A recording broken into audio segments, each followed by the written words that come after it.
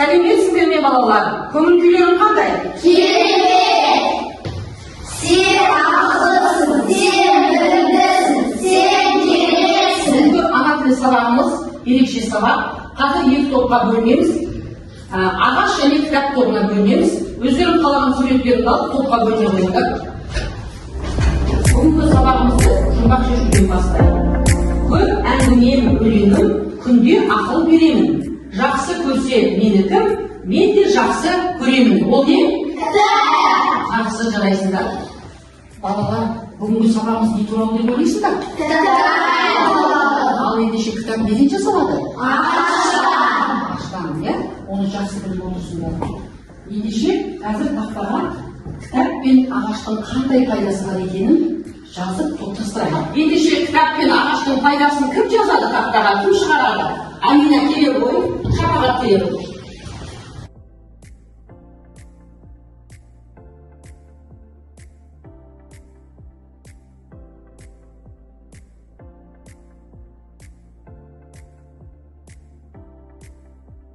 Балалар, ендеше бүгін сендермен Танаш Дәуренбековтің кітаптар мұңы деген мәтінін қарастырамыз. Ең бірінші автормен танысып алайық. Танаш Дәуренбеков деген кім екен? Кәне кім айтады? Ал Амина айта ғой. Танаш Дәуренбеков 1927 жылы дүниеге келіп, 2000 жылы дүниеден өтті. Жазушы. Қызылорда облысының Тереңөзек ауданында дүниеге келген. Бір түйенің әлегі 15 жыл өткен соң сыр балалар атты шығармалары бар. Жазушы әңгімелерін, ауыл балаларының өмірін шынайы бейнелейді.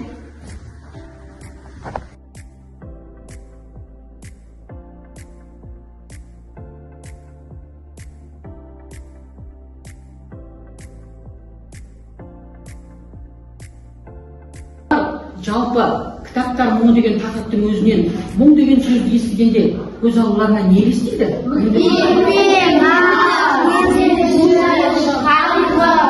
Тамаша, өкпе, наз, реніш, қайғы, еп, жақсы. Ендеше оқулығымызды ашып, осы мәтінді оқиық. Кәне кім оқиды балалар? Ал бастайық. Мектептің қоймасына біреу бір құшақ кітап әкеп тастады. Есік қайта жабылуы мұң екен. Шеткерірек түскен бірі басын көтеріп алды. Қайда келдің дегендей жан-жағына қарап сәл отырды да жанында жатқан көршісін түртті. Ол қозғала алмап еді, жұлқып қалды. Ей, тұрсаңшы, қайда келдік, тірімісің өзің?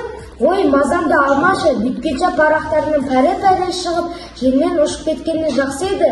Не болып қалды? Жалғыз сен басына кел деймісің бұл қиыншылық? Біздің де көрген қорлығымыз аз емес. Биылғы оқу жылын зорға аяқтап шықтық. Басыңды өтер, жөн сұрасайық. Кімсің өзің? Сыртың бүк-бүтін ғой. Ал балалар, енді осы мәтінді сахналап көрейікші. Кім сахналауға қатысады, кәне? Ал коммунист Марлен келе ғой. Ей, тұрсаңшы, қайда келдің? Кімсің өзің? Ой, мазамды алмашы, бүткенше парақтарының пәре-пәресі шығып, жермен ұшып кеткенім жақсы еді. Не болып қалды? Бұл қиыншылық жалғыз сенің басына келді деймісің? Біздің де көрген қорлығымыз аз емес. Балалар, өздеріңнің жауаптарыңды қолдарындағы домбыраның тиегін жылжыту арқылы бағалау жұмысын жүргізіп отырыңдар, өздеріңді бағалап отырыңдар.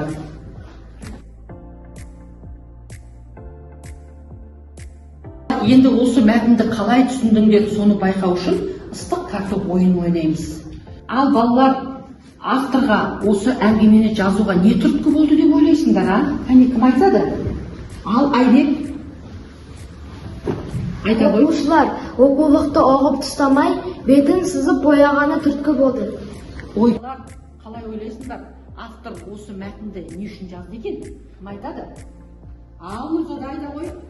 Оқулықты жыртпасын, білім алсын, сызбасын деп, жазбасын деп шығарды. Келесі сұрағымыз, осы әңгімедегі кейіпкерлер кімдер? Ал айта ғой. Ежелгі дүние тарихы мен ана тілі. Тамаша. Осы әңгімеде қай эпизод шынайы өмірден алынған? Кім айтады, балалар? Ал жақсы Нұргүл.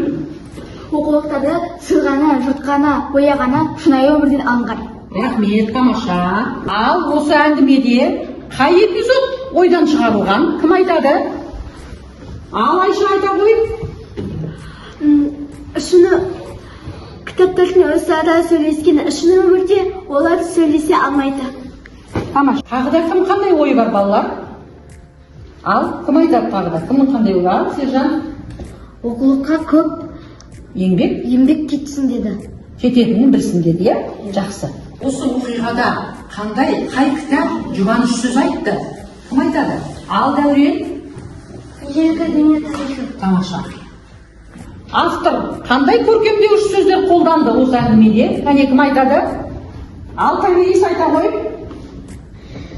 Кітаптарда оқулықтардың адам тілінде тілдесуі кейіптеу деп аталады. Тамаша. Балалар, ендеше біз Адырбай мен Сотқарбайдың жыртқан, сызған, бойған кітаптарына түзету жұмыстарын жүргізіп, кітаптарды ретке келтіріп, солардың жіберген кемшіліктерін түзетейікші, иә? Көмектесейік кітаптарға. Сендер алып, мына оқулықтарды жыртылған жерін, сызылған жерін жөндеп, желімдейтін жерін желімдейді.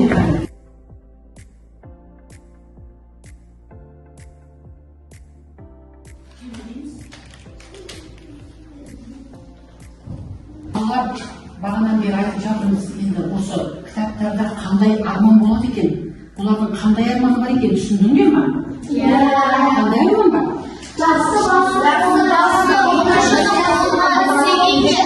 Өте тамаша. Жақсы, ұқыпты оқушы қолына түсу екен деп армандайды екен, иә? Ұқыпты оқушы деген ол оқулығын күтіп ұстайды.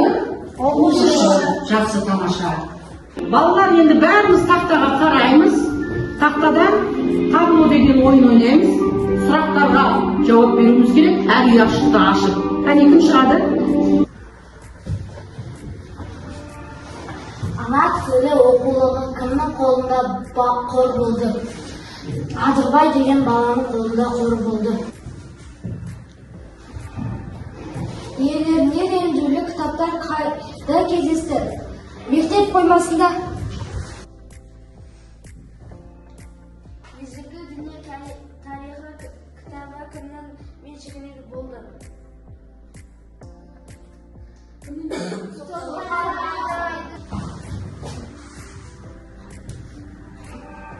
Жарықтың кейіпкерлері ата. Кімдер мәтіннің кейіпкері? Атай ғой? Ежелгі дүние тарихы. Тағы да? Ана тілі.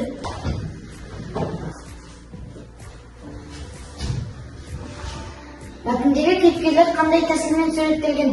Кейіптеу. Мәтіннің авторы кім? Танаш Дәуренбеков. Сабағымыздың соңында 5 жолды өлең құрастырайық.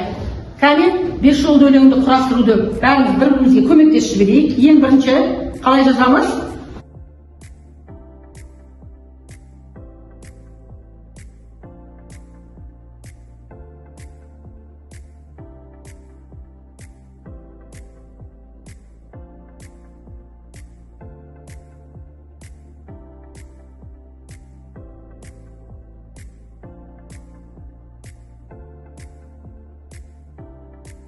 Сабағымыздың соңында оқулықты күтіп ұстаудың ережесін құрастырайықшы. Бірінші ереже қалай деп құрастырсақ болады? Кәне кім айтады? Ал, айта бер. Оқулықты сақта. Жақсы. Кітапты досыңа сыйла. Дұрыс айтады. Кітапты сақтап қой. Жақсы. Кітапты сызбай жатпа. Дұрыс. Кітапты бояма. Жақсы. Тағы да? Кітапты ешқашан жыртпа. Жақсы. Ал балалар, бүгінгі сабағымыз сендерге ұнады ма? Ұнады. Тамаша, иә? Бүгінгі сабақтан өздеріңе не алдыңдар? Не үйрендіңдер? Тамаша, оқулықты күтіп ұстауды үйрендік. Бүгінгі сабақта қанша сұраққа жауап бердіңдер? Кәне, бағалауларыңды көрсетіңдерші. Қанша? Тамам? 5, 6, 7, 6. тамаша. 6. Тамаша. 5. Жақсы. Томирис. 5. Жақсы. 7. Жақсы. 7. 8. Жақсы. Осымен сабағымыз аяқталды. Барлықтарыңа рахмет. Сабаққа барлықтарың жақсы қатыстыңдар. Жақсы деген ұпай жинадыңдар.